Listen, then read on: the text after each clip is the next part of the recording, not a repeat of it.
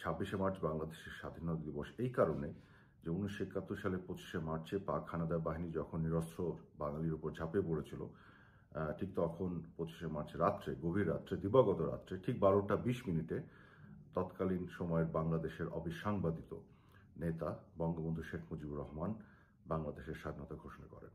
উনি একটি বাণীর মাধ্যমে স্বাধীনতা ঘোষণা করেন, যেটি উনি সিগনেচার করেন এবং সেই বাণীটি পরবর্তীতে প্রচার করা হয়।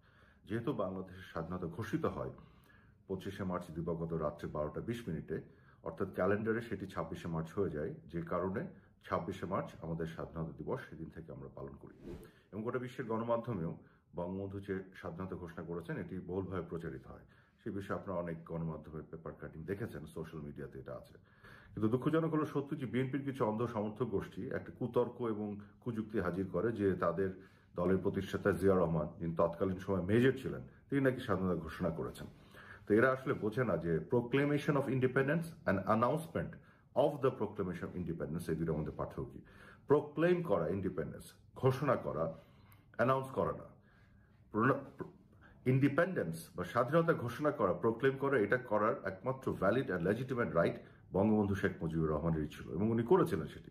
পরবর্তীতে 26শে মার্চ প্রথমে আবুল কাশেম সন্দীপ এবং পরবর্তীতে এম এ হান্নান চিটাগংয়ের স্বাধীন বাংলা বেতার কেন্দ্র থেকে সারাদিন বঙ্গবন্ধুর এই স্বাধীনতা ঘোষণার প্রচার করেছেন। এবং এটিও সত্যি যে 27শে মার্চে জিয়াউর রহমানও বঙ্গবন্ধুর পক্ষে এই স্বাধীনতা ঘোষণা প্রচার করেন। জিয়াউর রহমান ক্লিয়ারলি তার স্বাধীনতার ঘোষণায় বলেন যে he is declaring the independence of Bangladesh on behalf of our great national leader Bangabandhu Sheikh Mujibur Rahman. অর্থাৎ এই ঘোষণাটি জিয়া রহমানের না, এই ঘোষণাটি বঙ্গবন্ধু শেখ মুজিবুর রহমানের, যার পক্ষ থেকে উনি প্রচার করছেন।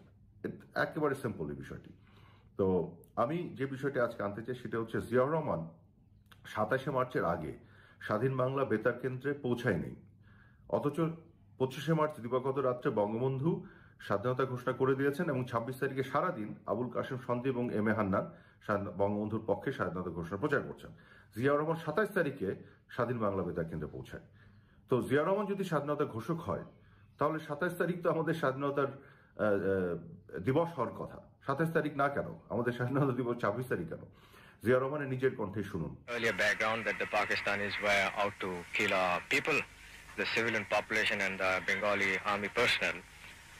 We had no other way but to take up arms and fight our way out. We captured the radio station at Chittagong on 27, and I had to go up in the air because I found the Pakistanis were concentrating very heavily in Chittagong, and they had started bringing in the 16th Division. As a last resort, I wanted to tell the world what was happening. উনি পরিষ্কার করে বলছেন যে 27 তারিখে সে capture করে radio station in Chittagong. তার মানে 27 তারিখের আগে সে এখানে পৌঁছায়নি। অর্থাৎ 27 তারিখে জিয়া রহমান ডেফিনেটলি বঙ্গবন্ধু শেখ মুজিবুর রহমানের পক্ষে স্বাধীনতা ঘোষণা প্রচার করেন, কিন্তু সেটি অ্যানাউন্সমেন্ট ছিল, প্রোক্লেমেশন ছিল না, ডিক্লারেশন ছিল না। এই পার্থক্যটা বুঝতে হবে। এবং এতটুকুই প্রশ্ন করে যাই আমি আজকে বিএনপি অন্ধ সমর্থক গোষ্ঠীকে, যে জিয়া রহমানের মুখে শুনলেন রণাঙ্গন থেকে বিদেশে একটি চ্যানেলকে দেয়া সাক্ষাৎকারে, যেখানে তিনি নিজেই বলছেন যে 27শে মার্চ তারা পৌঁছায় চিটাগংয়ে সেই রেডিও সেন্টারে, রেডিও স্টেশনে, তার আগে সে পৌঁছায়নি। তো 27 তারিখে যদি জিয়া স্বাধীনতা ঘোষণা দেয় তাহলে বাংলাদেশের স্বাধীনতা দিবস 27 তারিখে না কেন, 26 তারিখে কেন? তো স্পষ্ট বোঝা যায়। এটার জন্য তো ক্লাস 8-এর পর একটা বাচ্চার বুদ্ধি যথেষ্ট, যে যেহেতু 25 তারিখে দিবাগত রাত্রে 12টা 20 মিনিটে, অর্থাৎ যেটা 26 তারিখ পড়ে যায়, সেই সময় বঙ্গবন্ধু স্বাধীনতা ঘোষণা করেন এবং 26 তারিখে সারাদিন ধরে বিভিন্ন জন বঙ্গবন্ধুর পক্ষে স্বাধীনতার ঘোষণা, বঙ্গবন্ধুর এই স্বাধীনতা ঘোষণা বার্তা পৌঁছে দেন রেডিওর মাধ্যমে এবং বিভিন্ন মাধ্যমে। এবং জিয়া রহমান একই কাজ করেন, কিন্তু 27 তারিখে। তো জিয়া রহমান অবশ্যই অনেকেই যারা স্বাধীনতার ঘোষণা প্রচার করেছেন বঙ্গবন্ধুর পক্ষ থেকে তাদের একজন, কিন্তু তাকে ঘোষক বানিয়ে দেওয়ার যে অপচেষ্টা, এটি একেবারে নেক্কারজনক এবং লজ্জাজনক। এই ধরনের কুযুক্তি, এই ধরনের কুতর্ক এবং এই ধরনের মিথ্যাচার থেকে বিএনপি সরে না আসলে বাংলাদেশে আসলে একটা অ্যাকোমোডেশনের রাজনীতি তৈরি হওয়া খুবই মুশকিল।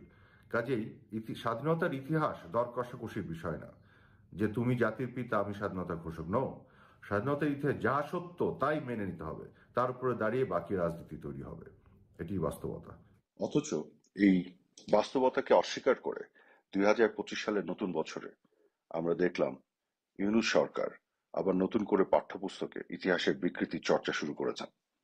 ইতিহাস বিকৃতির আবার অশুভ সেই অপপ্রয়াস, এই প্রচেষ্টা আবার নেওয়া হয়েছে।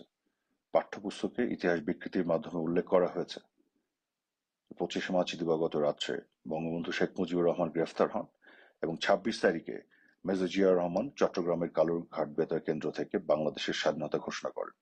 ডাহা মিথ্যা কথা।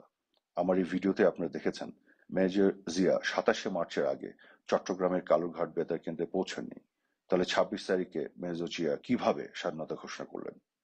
সবচেয়ে বড় কথা, এই পাঠ্যপুস্তকে এই বিষয়টি উল্লেখ করাই হয়নি যে 25শে মার্চ দিবাগত রাত্রে বঙ্গবন্ধু শেখ মুজিবুর রহমান গ্রেফতার হওয়ার আগেই বাংলাদেশের স্বাধীনতা ঘোষণা করে গেছেন এবং বঙ্গবন্ধু শেখ মুজিবুর রহমানের স্বাধীনতা ঘোষণার এই খবরটি বিশ্বের বিভিন্ন গণমাধ্যমেও এটি প্রচার হয়েছে।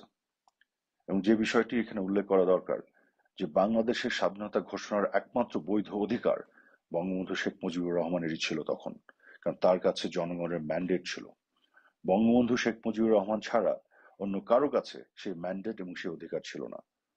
এমনকি জিয়াউর রহমানের সিনিয়র এবং বাংলাদেশের প্রধান সেনাপতি জেনারেল ওসমানীর কাছে সেই অধিকার ছিল না, বা অন্য কারো কাছে সেই অধিকার ছিল না। বঙ্গবন্ধু শেখ মুজিবুর রহমান তিনি অফিসিয়ালি বাংলাদেশের স্বাধীনতা ঘোষণা করেন গ্রেফতার হওয়ার আগে, এবং তারপরে সেই স্বাধীনতার ঘোষণা 26শে মার্চ সারাদিন চট্টগ্রাম কালুরঘাট বেতার কেন্দ্র থেকে জনাব এম এ হান্নান প্রচার করেছেন। একই স্বাধীনতার ঘোষণা সেটা আবার প্রচার করেছেন জিয়াউর রহমান 27 তারিখে। কাজে স্বাধীনতার যে প্রোক্লেমেশন সেটি বঙ্গবন্ধু শেখ মুজিবুর রহমানই করেছেন। এই বিষয়টিকে এড়িয়ে যে জিয়াউর রহমানকে 26 তারিখে স্বাধীনতা ঘোষণা করেছেন বলে যে মিথ্যাচার করা হলো, এটি আমাদের দেশের শিশুদের সাথে এক ধরনের জালিয়াতি, এক ধরনের প্রতারণা করার সামিল। বছরের শুরুতেই এই ধরনের জালিয়াতি করা হলো। যে আমি যেটি মনে করি যে আজকের বাংলাদেশের রাজনীতি যে বাস্তবতা, সেই বাস্তবতার নিরিখে দাঁড়িয়ে ইতিহাসকে নিয়ে দর কষাকষি করে নতুন ইতিহাস লেখার কোনো সুযোগ নেই। ইতিহাসে যা ঘটেছিল সেই বিষয়গুলোই ইতিহাসে উল্লেখ করতে হবে। আজকের রাজনীতির বাস্তবতায় দাঁড়িয়ে বঙ্গবন্ধুর যে উচ্চতা, সেই উচ্চতাকে খাটো করার জন্য ইতিহাস বিকৃত করা এবং অন্য কাউকে বঙ্গবন্ধুর সমকক্ষ করার জন্য ইতিহাস বিকৃত করে তাকে লম্বা করে বঙ্গবন্ধু সমকক্ষ করার যে অপপ্রয়াস, সেগুলো যদি করা হয় ইতিহাস বিকৃতির মাধ্যমে, তাহলে সেটি হবে আমাদের দেশের নতুন প্রজন্মের সাথে জালিয়াতি এবং প্রতারণা। কাজে এই যে জুলাই বিপ্লবের কথা, তথাকথিত জুলাই বিপ্লবের কথা বলে তারা যত সংস্কার, নতুন বাংলাদেশ, নতুন স্বপ্নের কথা বলে, অথচ তারা শুরুই করলো বিকৃতি এবং জালিয়াতির মাধ্যমে। এখান থেকে আমরা কি বুঝি? তাদের যে চিন্তা ভাবনার প্রকাশ কিন্তু ঘটে যাচ্ছে। ঘুরে ফিরে তারা সেই বিকৃতির রাস্তায় হাঁটছে এবং এই বিকৃতির মাধ্যমে আগামী দিনে নতুন বাংলাদেশ কিরকম তৈরি হবে এটা কিন্তু আমরা বুঝে ফেলেছি। 1975 সালের পরেও একই ধরনের ইতিহাস বিকৃতির যে অপপ্রয়াস আমরা দেখেছি এবং বঙ্গবন্ধুকে ইতিহাসের পাতা থেকে মুছে ফেলা, মুক্তিযুদ্ধের ইতিহাসকে নতুনভাবে বিকৃতভাবে রচনা করা এবং মানুষকে, প্রজন্মকে বিকৃত ইতিহাস উপস্থাপনের মাধ্যমে তাদেরকে বিভ্রান্ত করা, সে একই অপপ্রয়াস আবার শুরু হলো। ইতিহাসকে ইতিহাসের জায়গায় রাখতে হবে। বর্তমান রাজনীতি নতুন বন্দোবস্ত কি হবে সেটি বর্তমান রাজনীতিবিদরা ঠিক করবেন। সেখানে দর কষাকষি চলতে পারে, কিন্তু ইতিহাস নিয়ে কোনো দর কষাকষি চলতে পারে না। যে এই মিথ্যাচারকে, এই জালিয়াতিকে আমি প্রতিবাদ জানাচ্ছি এবং এই ধরনের জালিয়াতি এবং বিকৃত ইতিহাস যারা উপস্থাপন করে